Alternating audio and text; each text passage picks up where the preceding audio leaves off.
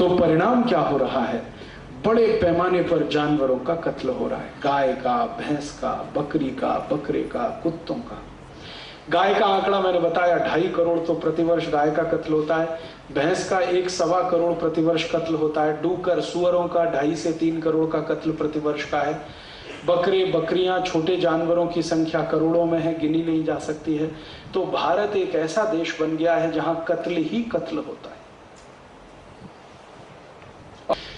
ये जब बहुत ज्यादा परेशानी बन गई मेरे जैसे लोगों के लिए, भारत में जानवरों का कत्ल, गाय का कत्ल, गौवंश का कत्ल, तो हम सब लोग बहुत साल से एक प्रयास कर रहे हैं कि किसी तरह ये रुकना चाहिए। तो उसी संदर्भ में एक बार क्या हुआ, सन 1998 में मैं और मेरे जैसे कुछ समविचारी लोगों ने एक मुकदमा किया सुप्रीम कोर्ट में, पब्लिक इंटरेस्ट पिटीशन। एक संस्था है भारत में, उसका नाम है अखिल भारत कृषि गो सेवा संघ। एक दूसरी संस्था है, उसका नाम है अहिंसा आर्मी ट्रस्ट। दोनों ने मिलकर एक मुकदमा कर दिया। बाद में पता चला गुजरात सरकार भी उस मुकदमे में शामिल हो गई। सुप्रीम कोर्ट में मुकदमा आया और हमारा मुकदमा यह था कि गाय और गोवंश की हत्या नहीं होनी चाहिए। सामने जो कसाई लोग थे उनका तर्क था क्यों नहीं होनी चाहिए, जरूर होनी चाहिए। सुप्रीम कोर्ट में हमने अपील किया कि इसमें एक कोई बड़ी बेंच बनाई जाए। 1-2 जज का मामला नहीं है क्योंकि ये बहुत सीरियस है। 3-4 साल तो सुप्रीम कोर्ट ने स्वीकार नहीं किया, फिर अंत में जाके मान लिया कि अच्छा ठीक है, इसके लिए कॉन्स्टिट्यूशनल बेंच बनाई जाए। भारत देश के थोड़े दिन पहले तक चीफ जस्टिस रहे श्री RC लाहोटी ने अपनी अध्यक्षता में 7 जजों की एक कॉन्स्टिट्यूशनल बेंच बनाई और 2004 में मुकदमे की सुनवाई शुरू हुई, जो 2005 सितंबर में पूरी हो गई। सुनवाई के समय यही कुतर्क हमारे सामने आए, ठीक यही कुतर्क जो कभी शरद पवार के मुंह से मैंने सुने, जो कभी भारत के पढ़े लिखे लोगों के मुंह से मैंने सुने, और जो कभी भारत के भूतपूर्व प्रधानमंत्री नेहरू जी के द्वारा कहे गए। सारे के सारे कुतर्क एक ही जैसे वही कसाईयों के द्वारा सुप्रीम कोर्ट में कहा गया। सबसे पहला कुतर्क कि भारत की गाय को जब बूढ़ा हो जाता है, माने बूढ़ी हो जाती है, तो बचाने में कोई लाभ नहीं है, उसको कत्ल करके बेचना ही लाभकारी है और हम भारत की अर्थव्यवस्था को मजबूत बना रहे हैं क्योंकि गाय का मांस एक्सपोर्ट कर रहे हैं। दूसरा कुतर्क, गाय के चारे की बहुत कमी है पूरे भारत में, तो भूखी मरे उससे अच्छा यह है कि हम उसका कत्ल करें, तो कम से कम मांस तो बिके, भूखी मरे तो वो किसी काम की नहीं। तीसरा कुतर्क कि भारत में लोगों को रहने के लिए जमीन नहीं है, गाय को कहां रखे। चौथा कुतर्क, इससे विदेशी मुद्रा मिलती है। और सबसे खतरनाक कुतर्क कसाईयों की तरफ से जो दिया गया वो ये कि हमारे धर्म में लिखा हुआ है कि हम गाय की हत्या करें। This is our religious right. कसाई लोग कौन हैं आप जानते हैं कि कुरैशी समाज है इस देश में जो सबसे ज्यादा जानवरों का कत्ल करता है। उनकी तरफ से ये कुतर्क सुप्रीम कोर्ट में आए। हमने उनके एक एक कुतर्क का तर्कपूर्वक जवाब दिया, बिना गुस्सा हुए, बिना अपना पेशेंस खोए हुए। उनका पहला कुतर्क आया कि गाय का मांस बेचते हैं तो आमदनी होती है देश को। तो हमने सुप्रीम कोर्ट के सामने पूरे फैक्ट्स एंड फिगर रखे, वो ये कि एक गाय को जब काट देते हैं, कत्ल कर देते हैं, तो उसके शरीर से कितना मांस निकलता है, कितना खून निकलता है, कितनी हड्डियां निकलती हैं। एक गाय का साधारण जो वजन होता है वो 3 से 3.5 कुंटल होता है, स्वस्थ गाय का। इसको हम काटें तो उसके शरीर में से मात्र 70 किलो मांस निकलता है। 1 किलो गाय का मांस जो भारत से एक्सपोर्ट होता है उसकी कीमत है लगभग 50 रुपए। तो 70 किलो मांस निकला, 50 रुपए किलो से जोड़ो, 3500 रुपए का। खून जो निकलता है वो 25 लीटर होता है। खून के भाव से वो लगभग 1,500-2 हजार रुपए का। हड्डियां निकलती हैं वो भी 30-35 किलो। उनका हिसाब जोड़ा तो लगभग 1000-1200 रुपए का वो। तो कुल मिलाकर एक गाय को कत्ल करें और हम उसको एक्सपोर्ट कर दें पूरा का पूरा कत्ल करके, खून को भी, मांस को भी, हड्डियों को भी, तो सरकार को या कत्ल करके बेचने वाले को किसी भी स्थिति में 7,000 रुपए से ज्यादा नहीं मिलता। फिर हमने कोर्ट के सामने दूसरी बात कही कि यही गाय को अगर कत्ल नहीं किया जाए तो क्या मिलता है। हमने कत्ल किया तो 7,000 मिलेगा, और अगर हम कत्ल ना करें, इसको जिंदा रखें, तो कितना मिलेगा। तो उसका कैलकुलेशन है, एक गाय दिन में लगभग 10 किलो शेण देती है, गोबर, अगर स्वस्थ है तो, और एक गाय दिन में 2.5 से 3 लीटर मूत्र देती है, अगर स्वस्थ है तो। गाय के 1 किलो शेण से 33 किलो खाद बनती है, फर्टिलाइजर, जिसको ऑर्गेनिक फर्टिलाइजर कहते हैं। 33 किलो 1 किलो शेण से। न्यायाधीश ने पूछा, हाउ इज इट पॉसिबल। तो हमने कहा, आप हमको समय दीजिए और स्पेस दीजिए, हम आपको यहीं सिद्ध करके बताते हैं। उनका यस, ठीक है। तो हमने उनको पूरा करके दिखाया, और सिर्फ करके ही नहीं दिखाया, उनको हमने कहा कि अगर आपको परमिशन हो, प्रोटोकॉल के खिलाफ ये ना जाता हो, तो आप चलिए हमारे साथ, हम आपको दिखाते हैं कहां कहां किन किन खेतों में हम 1 किलो गाय के शेण से 33 किलो खत बना रहे हैं। मेरे अपने गांव में मैं बनाता हूं, मेरे आई बाबा दोनों शेतकरी हैं, खेती करते हैं। मेरे घर में 15 साल से गाय के शेण से ही खेती करता हूं। 1 किलो शेण है तो 33 किलो खत बनता है बड़े आराम से।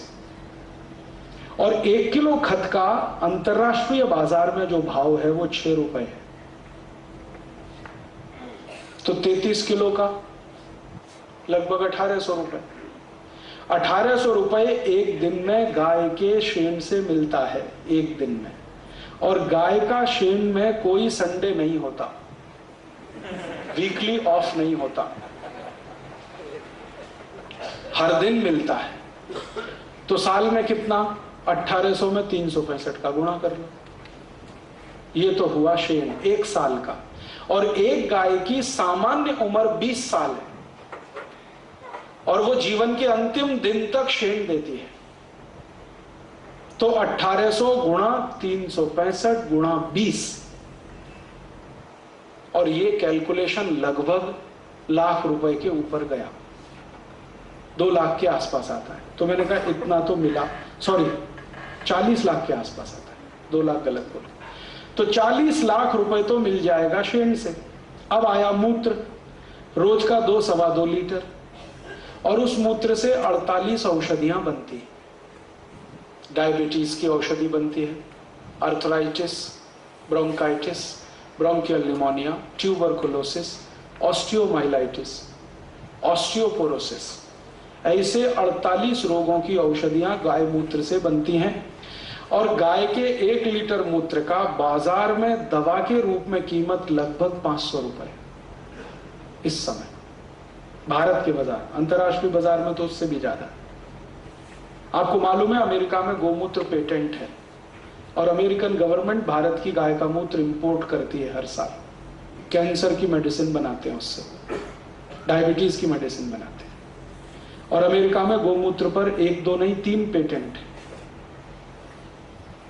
तो अगर अमेरिकन मार्केट का अगर कैलकुलेशन करें तो 1 लीटर गाय का मूत्र 1200-1300 रुपए के आसपास बैठता है। तो रोज का 3000 रुपए का मूत्र, और 1 साल का 3000 गुणा 365, और 20 साल का 3365 गुणा 20, इतना तो गाय का मूत्र और गोबर हो गया।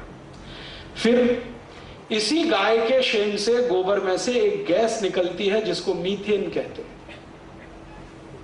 और मीथेन वही गैस है जिससे आप अपने रसोई घर का भोजन बना सकते हैं, और जरूरत पड़े तो अपनी गाड़ी चला सकते हैं, 4 पहिए की। जैसे एलपीजी गैस से गाड़ी चलती है ना, वैसे मीथेन गैस से भी गाड़ी चलती है। तो न्यायाधीश को विश्वास नहीं हुआ। तो हमने कहा आप अगर परमिशन दो तो आपकी कार में हम मीथेन गैस का सिलेंडर लगवा देते, आप चला के देख लो। उन्होंने कहा यस, हमने लगवाया। उनकी कार में मीथेन गैस का सिलेंडर लगवाया, और जज साहब ने 3 महीने वो गाड़ी चलाई, और वो कहते हैं कि इट इज मार्वलस, क्योंकि खर्चा आता है मात्र 50 से 60 पैसे किलोमीटर, और डीजल से चलाओ तो आता है 4 रुपए किलोमीटर। और मीथेन गैस से गाड़ी चले तो उसमें से धुआं बिल्कुल नहीं निकलता, और डीजल से चले तो धुआं ही धुआं निकलता है। और मीथेन गैस की गाड़ी में शोर बिल्कुल नहीं होता है, डीजल की गाड़ी में कान फट जाए इतना शोर होता है। ये सब उनके समझ में आया। फिर हमने कहा कि अगर हम 10 किलो गाय का शेण रोज का इकट्ठा करें तो साल में कितनी मीथेन गैस एक गाय से मिलती है, वो सब कैलकुलेशन, और 20 साल में कितनी मिलेगी। और भारत में इस समय 17 करोड़ गाय हैं, सबका गोबर एक साथ इकट्ठा करें और उसका ही इस्तेमाल करें तो 1,32,000 करोड़ रुपए की बचत इस देश को होती है। बिना डीजल बिना पेट्रोल के हम पूरा ट्रांसपोर्टेशन इस देश का चला सकते हैं। और इतने सारे कैलकुलेशन जब हमने बम्बार्ड कर दिए सुप्रीम कोर्ट पर, तो न्यायाधीश ने मान लिया कि गाय की हत्या करने से ज्यादा उसको बचाना आर्थिक रूप से महत्वपूर्ण है।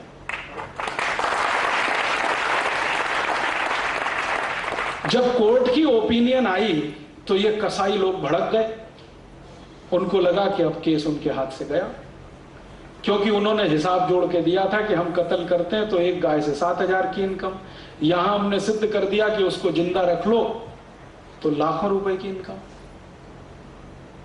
फिर उन्होंने एक ट्रम्प कार्ड चला कसाई में, उन्होंने कहा कि ये हमारा धार्मिक अधिकार है कि हम गाय का कत्ल करें, this is our religious right. हमने कोर्ट को कहा कि अगर इनका ये धार्मिक अधिकार है तो जरा इतिहास में पता करो कि जितने भी मुस्लिम राजा हुए किस किसने अपने इस धार्मिक अधिकार का उपयोग किया। तो कोर्ट ने कहा ठीक है, एक कमीशन बनाओ, हिस्टोरियंस को बुलाओ और जितने मुस्लिम राजा भारत में हुए सबकी हिस्ट्री निकालो, डॉक्यूमेंट्स निकालो और किस किस मुस्लिम राजा ने धार्मिक अधिकार का उपयोग किया गाय के कत्ल के रूप में। पुराने डॉक्यूमेंट्स जब निकाले गए तो पता चला कि भारत में जितने भी मुस्लिम राजा हुए उनमें से एक ने भी गाय का कत्ल किया नहीं। उल्टे कई मुस्लिम राजाओं ने गाय का कत्ल रोकने के लिए कानून बनाए। उनमें से एक नाम बता देता हूं, बाबर। बाबर ने अपनी पुस्तक जिसका नाम है बाबरनामा, उसमें लिखवाया है कि मेरे मरने के बाद भी गाय का कत्ल का कानून जारी रहना चाहिए, माने गाय का कत्ल नहीं होना चाहिए। तो बाबर ने तो ये कानून बनाया, हुमायूं ने भी उसी कानून का पालन किया क्योंकि बाबर उसका बाप था, और हुमायूं के बाद जितने मुगल बादशाह थे सबने इसका पालन किया, इंक्लूडिंग औरंगजेब। फिर दक्षिण भारत में एक बड़ा मुस्लिम राजा था, उसका नाम था हैदर अली, टीपू सुल्तान का बाप। उसने एक कानून बनाया था कि अगर कोई गाय की हत्या करेगा तो हैदर अली उसके दोनों हाथ काट देगा, शिक्षा के रूप में, दंड के रूप में।